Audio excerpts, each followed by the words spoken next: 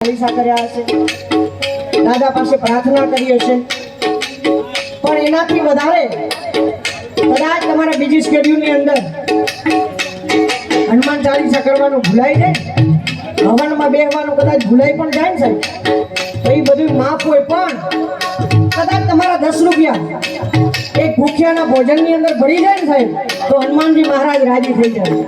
એના માટે હનુમાન ચાલીસા કરવાની જરૂર નથી, હવનમાં બેહવાની જરૂર નથી. આ તમારું દિલ મોટું હોય ને મન મોટું હોય ને ત્યાં દાદો બિરાજમાન હોય. કેમ કે એનો ભાવનો ભૂખો છે કે આપણા 10 રૂપિયાનો ભૂખો નથી, આપણે એના 10 ના ભૂખા છીએ. એટલે જેટલા બેઠા છો ને બધાને હું એક વિનંતી કરું છું કે આમાં જેટલા બેઠા હોય બધા સધર છે, કોઈ એવા નથી જેના ખીચામાં 10 રૂપિયા ના હોય. પણ આ મારો બાપ બિરાજમાન હોય ને, અમે બધા બોલ્યા કે જે રૂપિયા છે ને કોઈ કલાકાર લઈને નથી જવાના ને આમાંથી કલાકારનું પેમેન્ટ પણ નથી ચૂકવવાનું. હા, આ કાંઈ એવી રીતે પ્રોગ્રામ નથી કરવામાં આવ્યો.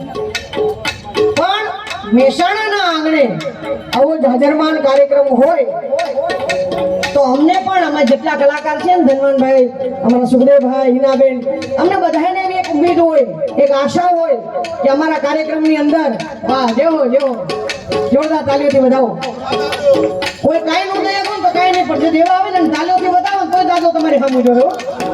હા, એ તો મફત છે. હાવ એટલે બેનું દીકરીઓ જેટલા બેઠા છો ને બધાને મારી વિનંતી કે એવી રીતે દેવા માટે આવજો. જે કોઈ કલાકાર ગાતા હોય બધાની માટે બોલ, પણ એવી રીતે દેવા માટે આવજો કે આ દાદા અમારાથી કાંઈ પણ ભૂલ ચૂક જાણતા અજાણતા થઈ હોય ને તો અમને માફ કરજે.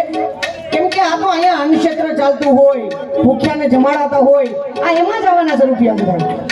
એટલે જેટલા બેઠા છો ને એ હનુમાનજી મહારાજને જેટલા માનતા હોય ને એક વખત દેવા માટે ઊભા થાજો. કોઈ કલાકાર લઈને નથી જવાના, ત્યારે મન મૂકીને વરસજો.